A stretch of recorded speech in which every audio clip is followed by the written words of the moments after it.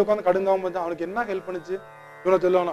உடனே அவங்க வந்துங்கய்யா வந்து அங்க இருக்கிற இலை தலைக்குடி அவன் ஆடா மாடா. அவனுக்கு இந்த உணவு, ஐயா இந்த உணவு இருக்கின்றது இல்லையா, இந்த இறங்குகின்ற அந்த சொட்டு நீர், ஒரு சொட்டு சொட்டுனா அது வந்து உங்களோட எல்லா டிசீஸையும் போக்கும். இதுக்கு ஜீசஸ் கிறிஸ்ட் என்ன தெரியுமா சொன்னாரு? புனித நீர்னு சொன்னாரு. இது நபிகள் நாயகன் சல் என்ன தெரியுமா சொன்னாரு? ஜம்ஜம் நீர்னு சொன்னாரு. எங்க இருக்கு எல்லாமே? அதான் தலையெழுத்து. ஐயா இந்த அமிர்தம் சொட்டி இதை சாப்பிட்டவன் தான் அகப்பை சித்தர் சொல்கின்றார் உண்மையில் சைவ உணவுங்கய்யா.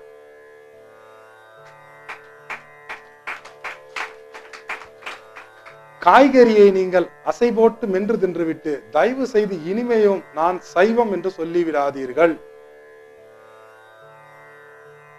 எல்லாருக்கும் சைவ உணவு கிடைக்கணும். எல்லாரும் நம்ம அதற்காக தான் பிறந்திருக்கோம்.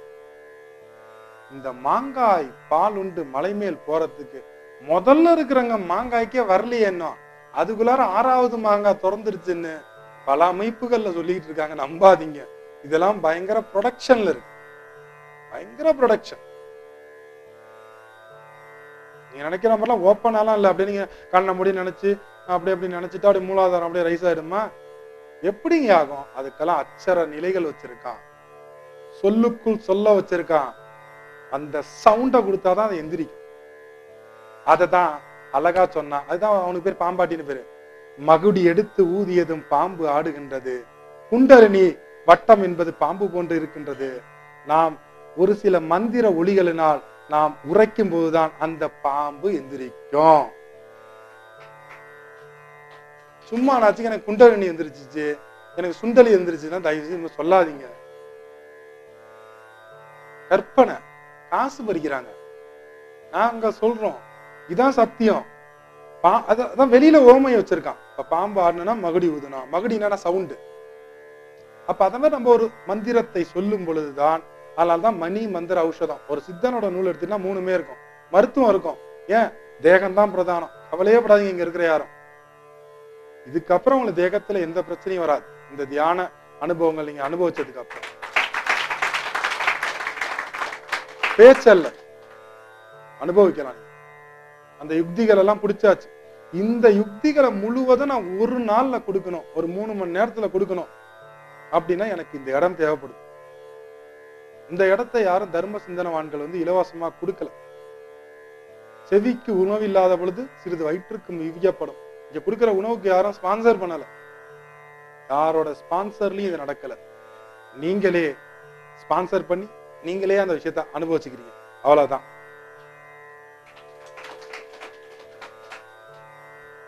வேற ஒண்ணுமே கிடையாது. இத கூட புரிஞ்சுக்க தெரியாம பேஸ்புக்லயும் வாட்ஸ்அப்லயும் அல்லது வெளியிலையும் ஞானி பிருந்தாவனர் போகரின் ஆன்மீகத்தை காசுக்கு விற்கிறார். எனக்கெல்லாம் கவலை கிடையாது. சொன்னா சொல்லிட்டு போங்க. வந்தவங்களுக்கு தெரியும்.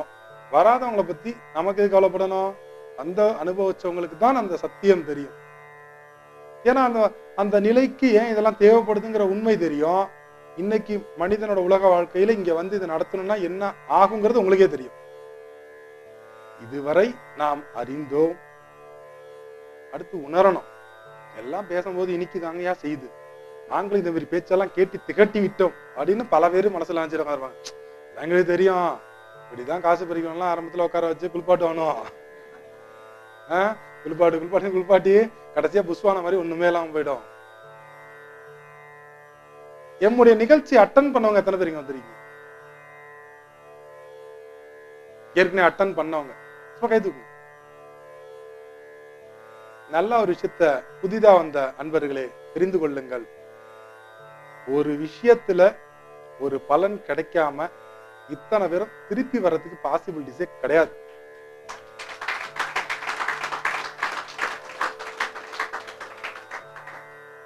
இதுதான் உங்களுக்கு அத்தாச்சு. இப்ப இனிமே நடக்க போறது சத்தியமா? அதுல ஏதாச்சும் டவுட் இருந்துச்சுன்னா, ஏன்னா அடுத்து போய் நிறைவா சாப்பிடணும். ஒரு டவுட்லயே போக கூடாது. சரியா? அது ரொம்ப முக்கியம் மனித வாழ்க்கையில. அதுல நிறைவா இருக்கும். அதனால மட்டும்தான் இந்த மாதிரி இடம் தேவைப்படுது. ஐயா எல்லாருக்கும் இன்னொரு இந்த இடத்துல ஒரு அறிவிக்கின்றோம். விரைவில் எத்தனை நாள்னு தெரியல. அது எங்க குருமகானையும் இறைவனையும் சார்ந்த விஷயம். எங்களுக்கு வந்த உத்தரவு, என்னுடைய குருவிடம் இருந்து எனக்கு வந்த உத்தரவு, விரைவில் கும்பகோணம் காவேரி ஆற்றங்கரை பகுதியில் ஞானபீடம் போகர் சேவை தவமுறை தியான மையம் துவங்கப்படும். தவமுறை தியான மையத்தில் இது போன்ற அற்புத சித்தர் சிகிச்சை நிகழ்ச்சி சேவையாக நடத்தப்படும்.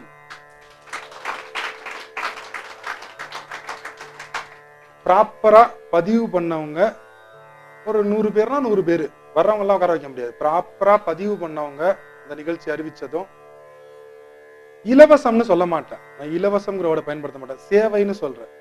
உங்களுக்கு விருப்பம்னா கொடுங்க, விருப்பப்படதை விடுங்க, 1 ரூபா கூட கொடுங்க, அது குரு காணிக்கு. புரியுதுங்களா? ஆனா இந்த வரையறை, இந்த 2500 ரூபாய் 3000 ரூபாய் 1000 அப்படி என்கின்ற எந்த ஒரு வரையறையும் அல்லாமல் சேவையாக ஞானபீடத்தில் இதே நிகழ்ச்சி கூடிய சீக்கிரம் நடக்கும். இதனை தெரிவித்துக் கொள்கின்றோம். இது குருநாதர் எமக்கு கொடுத்த வாக்கு. ஏன்னா ஒவ்வொரு ஹோட்டல்ல போய் பண்றது நம்ம குருநாதருக்கே பிடிக்கல, சொல்லிட்டாங்க. ஐயா அந்த பத்தி ஹோட்டலுக்கு போறோம், வேணாம்ப்பா, ஏன்பா, நம்ம ஒரு இடத்துக்கு போயிடுவோம், உட்காந்துருவோம், எல்லாரும் இங்க வரட்டுமே, தேடி வரட்டும், எல்லாம் சேவையாவே செய்வோம், இதுதானே எதிர்பார்க்கறீங்க, எல்லாருக்குமே சொல்றோம். அந்த இடத்தில் சித்தர்கள் ரகசியமாக பயன்படுத்திய சில அதீத சக்திகளை கொண்டு சகலவிதமான நோயும் சேவையாக தீர்க்கப்படும்.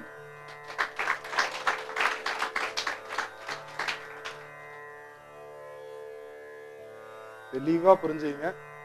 நம்முடைய ஞான பீடம் மணி மைண்டட் கிடையாது. ஞான பீடாதிபதியாகிய ஞானி பிருந்தாவனர் சன்னியாசியோ சாமியாரோ கிடையாது. 100% சித்தர்களை மட்டுமே, அவர்களை மட்டுமே பின்பற்றி உலக மக்களுக்கு அதே நாம் சென்ற வழியினை மீண்டும் காட்டுவதற்காக மட்டுமே வந்த ஒரு ஞானி. உங்களுடைய இந்த உழைப்பில் வந்த கர்ம காசு எங்களுக்கு தேவையில்லை. நான் ஆல்ரெடி லைஃப்ல செட்டில்டு தாங்கய்யா. நான் ஆன்மீகத்தை பேசி நான் காசு சம்பாதிக்க வரல. பல பேரு விமர்சனத்துல ஞானி பிருந்தாவனர் என்ற ஒருவர் கதறுகின்றார் காசு சம்பாதிக்க அப்படின்லாம் பேசியிருக்காங்க. அவருக்கு இந்த இடத்துல ஒரு செய்தியை சொல்றோம். 10 வருஷமா ஃபெமிலியரான ஒரு டாக்டர். நான் ஆன்மீக உரைகள் பேச ஆரம்பிச்சு ஏறக்குறைய 1.25 வருஷம் தான் ஆகுது. அந்த நிகழ்ச்சி ஆரம்பிச்சு 2 வருஷம் கூட ஆகல. இந்த நிகழ்ச்சி ஆரம்பிக்கிறதுக்கு முன்னாடியே அது அந்த அடிப்படை தேவைன்னு சொல்லணும்ல, இருக்க இடம், உடுத்த உடை, உண்ண உணவு, இது மிதமிஞ்சி 4 பேருக்கு வாங்கி கொடுக்கிற லெவலுக்கு, 4 பேருக்கு அந்த விஷயத்தை செய்யற அளவுக்கு எம்முடைய குருபிரான் இயற்கை ஆண்டவன் என்னை வைத்திருக்கின்றான். தெளிவாக புரிந்து கொள்ளுங்கள். ஆன்மீகத்தெல்லாம் பேசிலாம் சம்பாதிக்கணுங்கிற அவசியம் இல்லை. ஸ்பைனல் கார்டு, மூட்டு வலி சேலஞ்ச் பண்றேன், எந்த ஸ்டேஜில் வேணாலும் இருக்கட்டும், பெயின் வலி, ஸ்பைனல் கார்டு டிஸ்க் ப்ராப்ளம் சொல்லி வச்சு என்னால ஒரு 10 சிட்டிங் 5 சிட்டிங்ல பெயினை குறைச்சிடுவேன். அந்த அன்லொகேஷன் லொகேஷனாக 2 மண்டலம் 90 நாளுக்குள்ள லொகேஷனை கொண்டு வர பண்ணி இது வரைக்கும் உள்ள காட்டிட்டு இருக்கு. அந்த ஒரு விஷயமே பாத்தீங்கன்னா என்னுடைய இக வாழ்க்கைக்கு தேவையான பொருளாதாரம் நிறைவாக எனக்கு கிடைக்குது. இந்த நிகழ்ச்சிகள் ஆரம்பிக்கிறதுக்கு முன்னாடியே ஃபோர்டு ஃபிகோ டைட்டானியம் கார் வாங்கியிருக்கேன். தயவு செய்து நான் ஆன்மீகம் பேசிலாம் கார்ல வரல. நான் ஆல்ரெடி செட்டில்ட் ஆயிட்டு தான் நான் அதெல்லாம் வாங்கினேன். ஏன்னா எல்லாருமே தவறான ஆங்கிள்லயே புரிஞ்சுக்கிறாங்க, உண்மையானவர்களையும் தவறா புரிஞ்சுக்கிறாங்க. இதுல ஒரே ஒரு விஷயத்தை மட்டும் பண்றாங்கய்யா, அதை மட்டும் சொல்றேன். முடியாம கசகசன்னு இந்த ஜிப்பாவையும் தலைவையும் கட்டியிருக்கேன். இது ஒண்ணுதான் நான் உங்களுக்காக செய்யற சாதனை இந்த இடத்துல. ஏன்னா வீட்டுல இருக்கிற வரைக்கும் சிரசுக்கு இந்த பாதுகாப்பு தேவையில்லை. வெளியில வரும்போதுதான் சிரசுக்கு பாதுகாப்பு தேவைப்படும். நல்லா புரிஞ்சுங்க. எல்லாரும் ஆன்மீகத்தை சொல்றான், ஏதோ ஹீலிங் பண்றான் அப்படின்னு போய் அங்க காசை கொடுத்து போடுறது, அப்புறம் அங்க சரியா பண்ணலாம் அவனை பத்தி 4 பேர்ட்ட போய் கெட்ட வார்த்தை பேசிக்கிட்டு இருக்கிறது, அப்படின்னு இறை தத்துவத்தை எல்லாம் தவறா பேச. அவன் அவளைத்தான், நீங்க போய் ஏமாந்ததுக்கு அவன் என்ன பண்ணுவான்? நம்ம மேல இருக்கிற விஷயங்களை மாற்றிக்கொள்ளும். ஆன்மீகம் என்பது, சித்தர்களின் தத்துவம் என்பது எல்லாமே நம்முடைய உடலையும் மனதையும் உயிரையும் மட்டும்தான் குறிப்பிடுகின்றது. இந்த உடல் அனுபவம், மன அனுபவம், இதையெல்லாம் பின்னி நீக்கின்றதுதான் ஆசை என்ற ரூபத்தில் இருக்கக்கூடிய மனம். இந்த மனம் எங்கு இருக்கின்றது இந்த தேகத்தில் என்றால், உங்களுடைய தொப்புள் மையத்தில் தான் உள்ளது இந்த மனம். இந்த தொப்புள் மையத்தில் தான் ஒரு எண்ணம் உருவாகின்றது. மனம்னா என்ன? மனம் அது செம்மையானால் மந்திரம் ஜபிக்க வேண்டாம். மனம் என்றால் என்ன? குரூப் ஆஃப் தாட்ஸ், பலவாறான தொடர்பற்ற எண்ணங்களின் தொகுப்புக்கு பேர் தான் மனம். மனம் என்ற ஒன்றே உங்கள்கிட்ட கிடையாது. எண்ணங்கள் கண்ணை முன்னதும் நம்ம எங்கெங்கயோ போற மாதிரி, திடீர்னு நமச்சிவாயா பாடுற மாதிரி ஏதேதோ நம்ம கண்ணை முன்னதும் வரும். எண்ணங்கள், பல சிந்தனை, குழப்பம். நைட்டு படுத்தா தூங்க முடியலங்கய்யா, எண்ணங்கள் வருது. நைட்டு படுத்தா கனவு வருது. இது எல்லாத்திற்கும் காரணம் என்ன? மனம். இந்த குரூப் ஆஃப் தாட்ஸ், இந்த எண்ணங்களுக்கு பேர் மனம். எந்த எண்ணங்கள் வந்தாலும் எண்ணிய எண்ணியாங்கு எய்துவர்னு வள்ளுவர் சொல்றார். எந்த எண்ணங்கள் வந்தாலும் அதற்கு பேர் ஆசைதான். நீங்க நல்லா வாழணும்னு நினைக்கிறதும் ஆசைதான். உங்க உடம்புல நோய் நொடி இல்லாமல் நினைப்பதும் ஒரு ஆசைதான். நாம் எண்ணக்கூடிய எண்ணங்களே நமக்கு வாழ்க்கையில் நல்லதையும் தீமையையும் கொடுத்து கொண்டிருக்கின்றன. அது எங்க இருந்து சார் வருது அப்படின்னு கேட்டீங்கன்னா, தொப்புள் மையத்திலேருந்து தான் உருவாகுது. அதனாலதான் எல்லா விதமான ஆன்மீகவாதிகளும், எல்லா விதமான ரிஷி மகான்கள், மதங்களும் இந்த தொப்புள் மையத்துல சிக்கி கிடக்கிற இந்த மனம் என்று சொல்லக்கூடிய காற்றாக இருக்கக்கூடிய இந்த தொடர்பற்ற எண்ணங்களை நீ மேல ஏத்து பஸ்பமாக்கிடு, எரிச்சிடு, நீ பியூரிட்டி ஆயிடுவ. பியூரிட்டி ஆகிட்டே இருப்ப.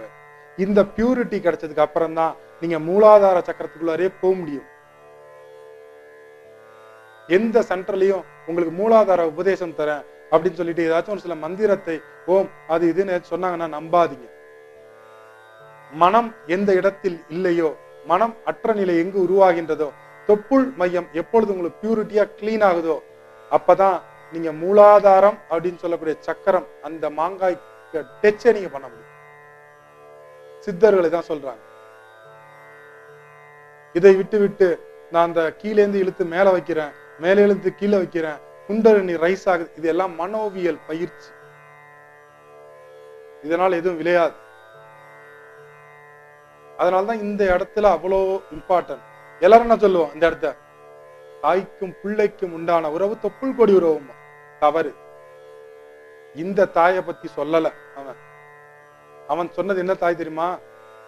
தாயினும் சால பரிந்துன்னு சொல்றான்ல, தாயினும் சால பரிந்து. பெற்ற தாய்தனை மகன் மறந்தாலும், பிள்ளையை பெற்ற தாய்த மறந்தாலும், உற்ற தேகத்தை உடல் மறந்தாலும், நமசிவாயத்தை நான் மறணும். அந்த நமசிவாயா வேற ஒன்றும் அல்ல, இறை. அந்த நமசிவாயா வேற ஒன்றும் அல்ல, அந்த நமசிவாயா தான் நம்முடைய உயிர். அந்த உயிருக்கும் அந்த இறைக்கும் உண்டான தொடர்பு தான் இந்த தொப்புள் கொடி உறவு.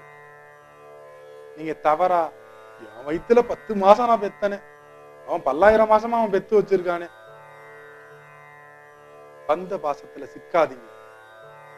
பாசமாம் பற்று அறுத்து பாரிக்கும் ஆரியனேங்கிறான் திருவாசகம். என்ன சொல்லுது? பாசமாம் பற்று அறுத்து பாரிக்கும் ஆரியனே. பற்றுக பற்று அற்றாந்தாளினை பற்றுங்க. திருக்குறள் என்ன சொல்லுது? பற்றுக பற்றற்றாந்தாள். பற்று எவன்ட்ட இல்ல, இறைவனா இருப்பான், ஞானியா இருப்பான். ஆசைங்க. ஏன் புள்ள, ஏன் புள்ள, ஏன் தொப்புள் கொடி உறவு? தொப்புள் கொடியே உங்களோட இது இல்ல, இப்ப புரிஞ்சுங்க. அப்புறம் எங்கேயாவது உங்களுக்கு உறவு வருது? பாசம், ஆசை. அதனாலதான் எல்லாரும் கொண்டு போய் தொப்புள் மையத்தை கொடுக்குறான். அதனாலதான் பிரம்மனை தொப்புள் மையத்துல உருவாக்கி காட்டுறான். அப்ப ஏதோ ஒரு ரகசியம் இங்கதான். பிறப்ப அறுக்கக்கூடிய ரகசியம், டெத்லெஸ்க்கான ரகசியம் எங்க துவங்குது? தொப்புள் மையத்துல துவங்குது. நல்லா புரிஞ்சுங்க. இதெல்லாம் சொல்றதுக்கு யாருமே இல்ல. இதை மட்டும் நீங்க செஞ்சிட்டீங்கன்னா நீங்க வந்தது எல்லாமே சித்தி ஆயிடும். நீங்க வந்து ஆன்மீகவாதியாவுங்க, தியானம் கத்துங்க, யோகமாங்க, அதெல்லாம் ஒண்ணும் சொல்லம்மா. சாதாரணமா நீங்க கோயிலுக்கு போய் சாமி கும்பிடுறீங்க, இன்ன வரைக்கும் என்னன்னு தெரியாம கும்பிட்டீங்க, உணர்ந்துட்டீங்க. நீங்க உங்க வீட்டுல உட்காந்து என்ன பண்ணணும்? இந்த தொப்புள் மையத்துல இருக்க இந்த காத்தை ஏத்தி விட்டோம்னா நீங்க கும்புற எல்லா சாமியும் நீங்க இங்க பார்த்தலாம். பிள்ளையாருங்க பார்க்கலாம், முருகனை பார்க்கலாம். ஏன் வள்ளலாருக்கு மட்டும்தான் காட்சி கொடுப்பாரா? உங்களுக்கு காட்சி கொடுக்க மாட்டாரா? இந்த உருதரித்த நாடியில் ஒடுங்கி நிக்கிற அந்த வாயுவினை கருத்து என்று சொல்லக்கூடிய ஒரு சில சீக்கிரட்டான உபாயத்தினால் நீங்க மேல ஏத்திட்டீங்கன்னா அப்படியே படார்னு வந்து பிள்ளையார் படார்னு காட்சி கொடுப்பார். அப்படிதான் அவையாரு காட்சி கொடுத்தார். வள்ளலாருக்கு அப்படிதான் காட்சி கொடுத்தாரு. வள்ளலார உடனே சொல்லுவாங்க, ஐயா அவருக்கு அந்த மெர்க்குரி கண்ணாடியில் இல்லைங்கய்யா காட்டினாரு. இல்லப்பா, இதெல்லாம் ஓமைக்கு சொல்லப்பட்டது. அவரின் கண்ணுக்குள் இருக்கும் நாடியை உணர்ந்து பிடித்தார். 6 ஆதார மாங்காய் எல்லாமே கிளாராயி இந்த 6ஆவது ஆதாரத்தையும் கடக்கும் பொழுது அந்த அருமுகன் காட்சி கொடுத்தான் ஜோதியாக. இதுதான் வள்ளலாருக்கு முருகபெருமான் காட்சி கொடுத்தது. நம்ம ஊனக்கண்ணை சரிப்படுத்துறதுக்காக ஒரு கண்ணாடியை வச்சுக்கிட்டு இப்படியே போய் பார்த்தீங்கன்னா கூடிய சீக்கிரம் கண்ணின் நாடிகள் எல்லாம் தேய்ந்து கண்ணாடி போட்டுருவீங்க. இன்றைக்கு குருஜி அவர்கள் பேசிய பேச்சின் போது அவருடைய முகபாவங்களை பார்க்கின்ற பொழுது அவர் பேசியதாக என் மனதில் படவில்லை. போகரப்பாவே இறங்கி அவருடைய உள்ளத்தில் இருந்து அவருடைய கருத்துக்களை பரிமாற்றம் செய்து கொண்டதாகவே நான் உண்மையிலே கருதுகின்றேன். அடுத்தது இந்த சித்தர் அவர் முகபாவமெல்லாம் சித்தனுடைய முகபாவத்தை ஒத்தே இருந்தது. பரிபாஷையினுடைய தன்மையை கூறும்பொழுது போகரப்பாவே பேசியது கொண்டே இருந்தது. இந்த நிகழ்வு மனதை நிகழ வைத்துள்ளது. மிகவும் அருமையான ஒரு என்னுடைய எதிர்பார்ப்புக்கு மேலாகவே அமைந்திருந்தது. இங்கே ஐயா உட்காந்து பேசுனதாக என் மனசில் படலை. போகரப்பாவே இருந்து ஒவ்வொரு நிலைகளையும் உணர்த்தும் பொழுது சில விளக்கங்களை சொல்வது அவருடைய முகபாவங்கள் மிகவும் கடுமையாகவும் சில நேரங்களில் ஆனந்தமாகவும் மற்றவர்களுக்கு போய் சேருகின்றேன் என்ற ஒரு சந்தோஷ நிகழ்விலே அவருடைய முகபாவம் அமைந்திருந்ததாக என் மனதுக்கு உள்மனதிற்கு படுகின்றது. விருத்தரும் பாலராவர் மேனியும் சிவந்து அவன் இளமையா இருப்பான். இளமைனா முதுமை தோற்றம் கூட வரலாம், பட் அவன் கியூட்டா இருப்பான். அந்த தேஜஸ் இருக்கும். அந்த தேஜஸ் அவனுக்குள்ளார தேஜஸ் வெளிப்படும், அந்த ஆற்றல் வெளிப்படும். வள்ளலாருங்கய்யா கடைசியா அவங்களுக்கு ஒரு தெளிவான ஒரு ஸ்டேட்மெண்ட் மட்டும் கொடுக்குறோம். உடல் பிணி, மனப்பிணி, எல்லா பிணியும் போகிறதுக்கு ஒரே ஒரு மருந்து வள்ளலார் சொன்னார். அதுதான் அற்புத சித்தர் சிகிச்சை தோன்றுவதற்கும் காரணமே இந்த 2 லைன் தான். அருட்பெரும் ஜோதியே மருந்து, வரும் எல்லா பிணிகளுக்கும் இதுவே மருந்து. வெறும் உடல் பிணிய சொல்லல, மனப்பிணிய சொல்லல, உயிர் பிணிய சொல்லல. உங்களுக்கு எதெல்லாம் நீங்க கஷ்டம்னு நினைக்கிறீங்களோ எல்லாத்துக்கும் எங்க கிட்ட ஒரே டோஸ் மருந்து இருக்குன்னா அது அருட்பெரும் ஜோதி ஆகிய இயற்கை சக்தியை உங்களுள் செலுத்துவதுதான். அதை செய்வதுதான் இந்த அற்புத சித்தர் சிகிச்சை. தெளிவா அதை புரிஞ்சுக்க. மேஜிக், பிளாக் மேஜிக் கிடையாது. பிளாக் மேஜிக் இங்க இல்ல. இது உண்மையா? இந்த விஷயங்கள்லாம் ரொம்ப சிம்பிளுங்கய்யா. வள்ளலார் பேருபதேசத்தை எடுத்து படிச்சீங்கன்னா தெரியும். கடைசியா எவன் ஒருவன் எந்த ஒரு சிந்தனையும் அற்று இந்த ஊன் உடல் இந்த தேகத்தை 3 மணி நேரம், ஒரு சாம நேரம்னா 3 மணி நேரம் அப்படியே அந்த மனதை கடந்து உட்கார்ந்துட்டானோ உடனே இறைவன் அவனை கூட்டி செல்வான். இது சத்தியமான உண்மை. இந்த 3 மணி நேரம் உங்களை உட்கார வைக்கிறது தான் அற்புத சித்தர் சிகிச்சையே. நீங்க காட்டுக்கு ஓட வேணாம், கடுந்தவம் புரிய வேணாம், சாமியார் ஆக வேணாம், பொண்டாட்டி பிள்ளையை விட்டு போக வேணாம், வேலையை விட்டு வர வேணாம். நிம்மதியா வாழலாம். இந்த நிம்மதியையும் இந்த அருட்பெரும் ஜோதி மருந்து நம்முள் வராமல் இருப்பதையும் பார்த்து கொண்டதுதான் மனம். அந்த மனம் என்னவாக உணரப்படுகின்றது? வாழ்வியலின் ஆசை, ஆசையாக உணரப்படுகின்றது. அதனால்தான் நாங்கள் சொல்கின்றோம், மனமே ஆசைக்கு மூல காரணமாக இருக்கின்றது. ஆசையும் மனமும் பின்னி ஒன்றாக உள்ளதனால் மனதை கடந்து எப்படி மகேசனாகிய உயிரை அடைந்து ஞான முக்தியை அடையலாமோ அதுபோல் மனமாகிய ஆசையை கடந்தால் ஒரு மிகப்பெரிய சிவத்தன்மையாகிய பரிபூர்ணமாக எங்கும் நிலைத்திருக்கக்கூடிய அந்த உயிர் தத்துவத்தை, ஆனந்தத்தை அடையலாம். கண்டிப்பாக இந்த சத்சங்கத்தின் மூலம் தெளிவாக இருக்கின்றோம். ஆசையை கடக்க அற்புத சித்தர் சிகிச்சை உள்ளது. கண்டிப்பாக அற்புத சித்தர் சிகிச்சையினால் நீங்கள் அனைவரும் உங்களுடைய ஆசையை அனுபவித்து உணர்ந்து அதனை கடந்து பரிபூரண ஆனந்தமாகிய சிவத்தினை அடையலாம் என்று சொல்லி நல்ல சத்சங்கத்தை நிறைவு செய்கின்றோம். பரிபூரணம்.